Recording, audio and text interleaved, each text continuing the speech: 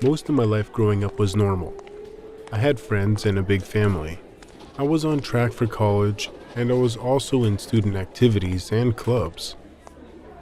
I was also 16, and we went out for fun. But as a minority, it was harder to find comfortable spaces. One day, my boyfriend tested positive for HIV and told me I should get checked because I could have it. Not even my friends knew I was sexually active. I ended the relationship and had to ask my best friend to take me to get tested. I was told the results were inconclusive and I should get tested again. My friend asked if I wanted to go to another clinic, but I just told him to go home and please not tell anyone. I just assumed I would die and didn't know my options, so I didn't get tested again. Near the end of senior year, some of my teachers expressed concern and asked about my deteriorated health. I almost fainted when I spoke at graduation. Eventually, I had to take a physical for college admittance, and I realized I couldn't hide any longer. Our family pediatrician said I tested positive for HIV. I wasn't surprised. She referred me to start treatment immediately. My mom was sad the whole drive to my college, but I asked her to keep my diagnosis a secret to the rest of the family. My university was in the Midwest, so I felt very out of place, and I hid my condition.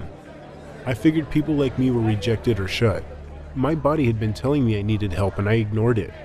But now I had access to patient education and support from the community. I realized I could survive because treatment taught me the truth that now you could become undetectable, and that meant you were also untransmittable. One day, I took my meds in front of my friends. When I told them it was for my HIV treatment, I was surprised and comforted by how supportive they were. I didn't have to hide anymore. I was proud of my identity, and I realized I could help others confront their fears and find treatment to survive. So I wrote an article about surviving HIV while I started college. I got so much support from the faculty and peers that the article got attention from big publications. I felt proud, until I went home for Thanksgiving. My family had read the article. Most of them were awkward, and an aunt even refused to hug me hello. Some wouldn't even pass food when we sat down for dinner. But I understood. I could deal with it now because of my new community and the truth of my treatment. Young or old, in the 80s or now, people will face stigmas.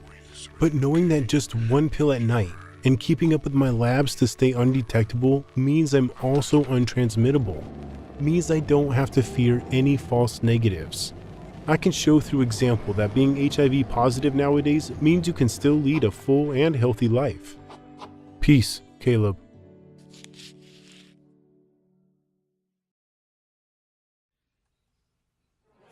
People living with HIV, who take their medication as prescribed and have an undetectable viral load, stay healthy and have, effectively, no risk of transmitting HIV to their sexual partners.